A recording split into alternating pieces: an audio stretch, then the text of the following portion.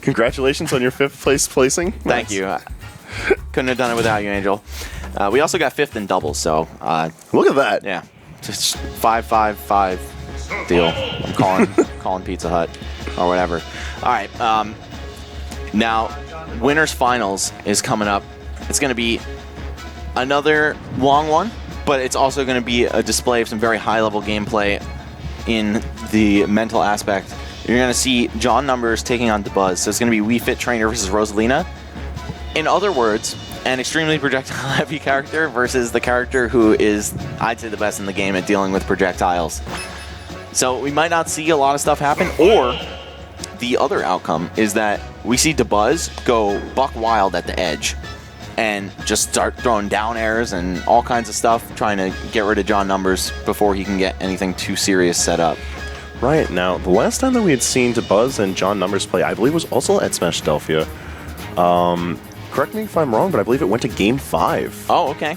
So, while Rosalina definitely has the tools to deal with the kind of projectile game that John Numbers brings to the table, bringing Dabuz to Game 5 with such stacked odds against you, I feel it's that unorthodox style of play that John brings that's really going to assist him in this particular set.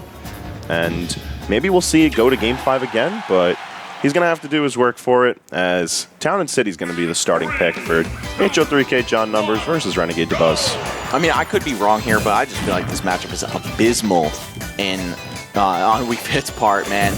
What can she really do against a character with gravitational pull and also huge hitboxes and also a pretty disgusting edge guard game, particularly from above with the down air? I don't know, man. We're going to see some innovation on the part of John Numbers, I'm sure, especially because he has lost, I believe, every single encounter they've ever had in bracket. I don't think he's taken one set off this guy. I mean, there's always the chance, but you're writing a pretty grim tale here for John, and it's certainly a realistic one. Wii Fit Trainer does not really have the tools to get through to Rosalina. Even when you're taking Luma and Gravitational Pull out of the equation, a lot of Rosalina's aerial normals just help outspace and beat out what Wii Fit brings to the table. And because of how lethal of a character she is she's going to be subject to these up air juggles that Dabuz likes to do to clean out stocks a lot more than other characters. All right, and here we go. The edge game is coming into play. A minute has passed, and only 50 damage total dealt between them. Yeah, there's not a whole lot going on as far as what we're seeing, but it's going to be a ton of micro-spacing and a ton of micromanagement of resources. Dabuz needs to make sure that Luma's available to him if he wants to try and clean things out any quicker than the clock is allotted to him, but John doesn't want that star baby around at all. Yeah, you can see how well-rehearsed his anti-Luma game is there. He's like, hey man, I've played you too many times in tournament and come out on the wrong side of things, so I'm going to make sure that when I come back, Luma is not staying around for too long. Now we've got the matching Luma to Rosalina's color, and actually John Numbers in a fairly considerable percent lead, at least considering the pacing of this match, right? It's like, okay, sure, 38-74, that's not a huge lead, but look at the fact that 2 minutes have elapsed, right? Like, not that much damage is occurring on a second-by-second basis here. And also, don't take that as a negative for those viewing, of course, because there's just such a high level of mind games going on between these two. They're playing so safe, dotting every I and crossing every T. Yeah, both of these players looking to just make every second count in the set. They know that the approach options are going to be readable. They know that every movement is being watched. And it's going to be John who's taking the lead in this set, having gotten the first stock. And now with him in a lead, you know he's not going to be pressing the approach too hard. Right. At least while Luma is gone, he has a little bit more freedom. But you saw him take a risk there just by dash attacking into Rosa's shield for the sole purpose of getting rid of Luma, and it was totally worth it. I mean, he didn't get too much reward that exact time, but the thinking is right. Oh. Wow. Wow. In one swift punch, Luma undoing all the hard work that John Numbers has put in this match. And that's what happens when you're charging your resources right in the face of your opponent. Right. Especially when Luma's able to extend the aggressive state of Rosalina so well. I don't really know what was going through John's head, but it looked like it was a Luma fist by the end of things. I mean, it's one thing... It's one thing to not have fear of your opponent, but you have to respect them at least appropriately enough. So John Numbers kind of, again, playing with fire, as we've seen a lot of these players in this top 8 doing, and getting punished for it. Starbit's actually knocking Wii Fit Trainer off the edge. I'm a little bit surprised by that, but I'm impressed that Dabuz knows the matchup well enough for that. I feel like people barely even use Starbits at all, let alone for such an intricate purpose like that. They're not a particularly great projectile. However, they do come out in a conical shape, so they do cover that little bit of ledge that John's not really able to do much of when he sits in. It allows Dabuz to contest the soccer ball from header whenever it is sitting at the ledge.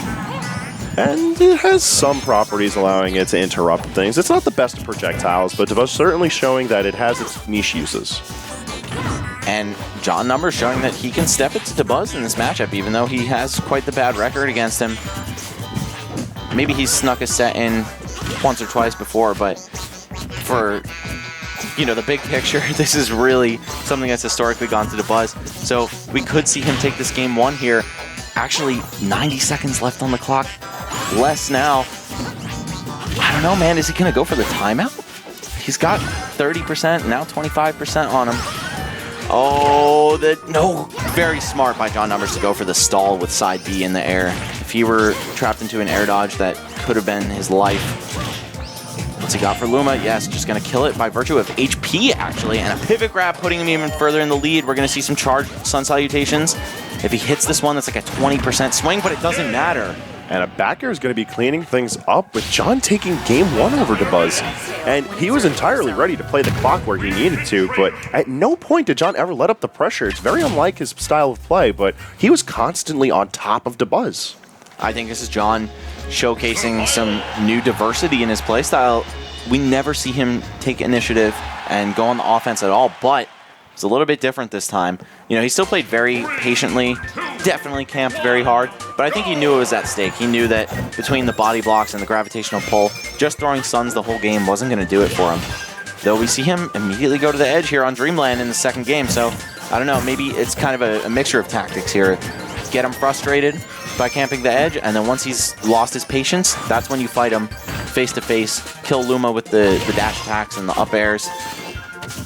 And it's appearing that John is constantly changing up these game plans, like you've mentioned, purely so that he could take advantage of where Luma is being placed. He's forcing Dabuz to constantly change up his own approach to the game, whether it's playing passively, forced to approach, or even how he alters his combo game. We saw that John has been very aware of avoiding the pressure from these up air chains.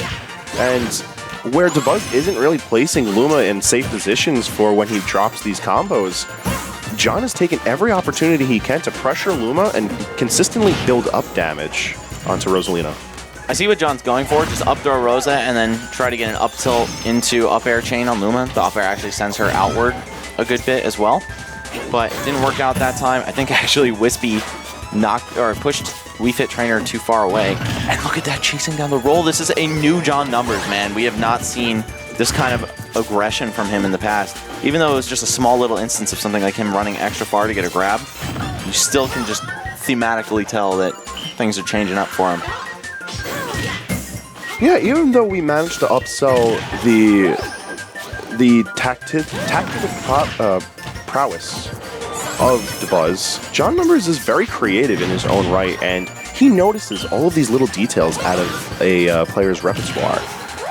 He doesn't often change things to match those personality traits of each player's play. Dude! But he knows what he needs to do if he's going to try and catch up into the action and extend an amazing lead, as the up smash catches the shooting star, and with only 91%, Dabuz is looking to tie things back up. Man, that's twice now that John Numbers has gotten a disgustingly cool first stock on Dabuz, and the Dabuz is like, yo, chill. I still got the Luma power behind me. I can even this up so quickly. And I gotta say, it was actually cool. I saw Dabuz get the back hit neutral air, block string into grab, up throw, up air. Just followed up on the air dodge on the top platform. This man knows what he's doing. He is, of course, the pioneer of Rosalina. Not the most technical one, I would say, but definitely cracked this character open and showed the world what she can do. Yeah, Dabuz is another player who has a profound understanding of the character that he manages to pilot. And while there are people who argue that he may not be the best pilot behind Rosalina, he certainly has the understanding to showcase why he's in that argument. I mean, this guy's a god. Like, he's one of the top 5 players in the world. Undisputably, I'd say. So, oh man, is this... I was going to say, he's going to show you why right here with this up throw into 2 up airs, but Wii Fit Trainer able to get out of the second one. And John just trying to dance around Luma, using his forward tilt to pretty good effect here. Yeah, not only is the frontward hit of forward tilt doing a good job of spacing out Rosalina, but the backwards hit is knocking Luma up where he can, and it's showing that such a versatile tool has a lot of applications in a matchup like this. Also, altering your fall speed is so valuable against Rosalina, being that she gets so much reward off those up air juggles. It's really one of her primary methods of killing you. And Wii Fit Trainer can do it with side B, she can do it with down B. She can just, well, 84%. But yeah, she can float around and B reverse and do a lot of stuff to alter her trajectory down to the ground. And also the timing. So we saw Dabuz kind of struggling with it a little bit, but he's still able to close out that second game and even up the set here. And that was another long one, man. I think, yeah, if we thought Wadi versus Numbers was going to be a long set, this might be twice as long. Yeah, this is looking to be a bit of a stretch as far as the count's going to go. And that's not a negative. Again, guys, like, I actually think watching this is interesting because you get to see all the layers that these guys are thinking on. You're seeing them constantly adapt their game plans, constantly trying to play as not even passive, it's a very active defensive play style. Both constantly trying to measure out how far they can extend before they get punished, and really how safe is their ranged game. We see that Luma's constantly being knocked out of the map despite Rosalina being able to maneuver him around and reposition, and even when the Luma's desynced by Dabuz, it's not able to really play as safely as we typically see. You know that meme with the 2 players playing Smash and one has like an entire chalkboard worth of equations in his thought bubble and the other one's just like, Falcon Punch! This is 2 of those guys with the entire chalkboard worth of equations. And I don't know, man, the guy's name is John Numbers for a reason. I feel like he sees the game like the code of the Matrix. He's just constantly calculating everything that's going out, and while Wii Fit may not be the absolute best character to solicit that type of game style, it's really working out well for him, and we may see him have, you know, a chokehold on certain styles of matches, but to really show how well he's able to keep Dabuz constantly moving, constantly adapting, really goes to show just how big of an understanding he has, not just of Wii Fit Trainer, but of the game as a whole. I'm very impressed with John Numbers today. He is really putting on a show for us. And I feel like he had kind of seen a bit of a cold streak. He was not exactly falling off, but not performing up to the standard that he had set like last summer or historically throughout Smash 4. But in the past couple of weeks, dude, John Numbers has been a new animal. And today, especially at Alpha, I feel like a lot of the issue is just that like New York really caught up to the kind of presence that John Numbers was presenting to the competitive scene, and he saw that. He saw he was beginning to fall off. That was so sick! Oh, and another He goes for it again! But Dabuz able to tech! Oh, okay, forward smash not really gonna pay off at all, and no! Oh, no, he's staying alive. John Numbers probably thanking the stars, every star besides Luma, that this is Battlefield, because he was dead on any other stage, I'm quite sure. I'd like to point out that it's nearly halfway point through this match, and we finally see the first stock dropped. Both of these players just playing it so incredibly slow, respecting each other's space while constantly pushing every little bit of advantage they can get. Dabuz now sitting at 128% of damage, and John is at the ledge. He's playing his game, but it's really not on his own terms. I just feel like the work to reward ratio is so skewed in favor of Dabuz. Like, he's barely doing anything, and he's taking these stocks at 80%. Meanwhile, it takes literally all year for John Numbers just to get 1 clean stock on Dabuz. Even with deep breathing, not able to kill. I don't know, man. This is looking tough. To have lost that first stock is definitely a huge blow to John Numbers. But he was hanging on the edge, and that's something he really has to be careful with. We haven't seen him divert to that tactic too much in this set, but Dabuz is just all over it, probably because they have some extensive history against each other, showcasing why John Numbers has been avoiding that. Oh, but he's going to do it again. You know, we've mentioned how Rosalina's gravitational pull is able to negate a lot of pressure from projectiles in this game, but I feel like the #1 force that gravitational pull is really negating, the ball from header, is keeping John from extending the hitboxes of his aerial normals or being able to go into header 2, and that's such a big factor about why his ledge play is so impressive. He's able to extend past that ledge without seeming like he is, and when you take that away from him, Wii Fit has nothing to be feared from. That is a really smart observation there. So props to you on that. And also props to Dabuz for just really looking like he's figured this one out since taking the first stock. Man, it was so back and forth between these two, but Luma just keeps punching out Wii Fit Trainer. And just as I was mentioning the header extensions, it's Dabuz who uses that against John Numbers. The forward smash extending through the header ball, knocking John at a very interesting angle. It seemed like the DI on that, I don't even know how that was supposed to properly be gone, but John didn't manage it out as well as he possibly could have, and we're going into Game 4 on Final Destination. No possible room to be moved around from outside of the ledge, outside of base platform. This might be the dynamic change that John needs to take back this set. I'm not sure if I like the choice, honestly. Then again, Dabuz doesn't have that higher launch pad to start up his up air combos, and we've really seen that be kind of a thorn in John's side, where he puts all this damage on but just can't close the stock out, and then all of a sudden that happens. But from the floor, of course, it's not going to be as easy of a KO on Dabuz's part. However, I think giving Rosa all this room to play with is very dangerous. I mean, all that it's really doing for Wii Fit is giving her more room to throw projectiles, which we've already seen Dabuz do a phenomenal job of invalidating. And on top of that, I feel like the just how much space is allotted to Luma to be able to cover is going to make Luma even more of a threat in Game 4 than it has been the entirety of this set. Yeah, Dabuz isn't even really one to use Luma Shot and deploy Luma out there, but if he decides to do so, there's definitely a wider range that she can cover. However, only 16%, even though Rosalina can't heal. That's basically zero. Yeah, in the grand scheme of things, John's still sitting with a ton of work to deal with. Having only just now limited Luma and it not even being able to really give him any type of room to breathe. Sitting at 125, and he's sort of at a loss of how to break through this. Everything's going in Dabuz's favor. Yeah, and he doesn't even need to use Luma Shot to get Luma out there if he just keeps doing jab 1, 2, 3, inching her forward. Oh my god! Everything hitting John Numbers there. Luma actually just hanging out at the edge, and Dabuz not putting himself at any risk here. Oh, he tried to call her back and up smash. This guy is so clever.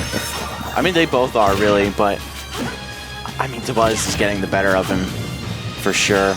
He's just thinking circles around John. John, having developed a fine understanding of this matchup through the history between him and Dabuz, and having tried to figure out some sort of game plan throughout the entirety of the set, but Dabuz has figured out layers upon layers to his game plan about how he can control space, deny control from John, and just overall keep on pressing advantage without having to commit to anything too hard.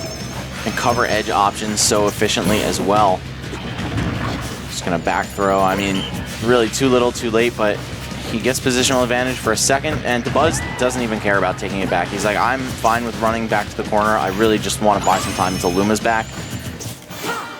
Even the fully charged Sun Salutation, not nearly enough to knock Luma off the stage from the center. Oh! He almost just died for that. That would have been a bit of an anticlimactic break in the current neutral that we're seeing. I guess, but it also would be some just desserts for Dabuz, who's been taking those early stocks off of John. However, a jab 1, 2, 3, gonna get it done, and we have Dabuz on winner's finals point here. You know, it just occurred to me, John's not even out of this just yet. He still has a second shot if he doesn't manage to make things back.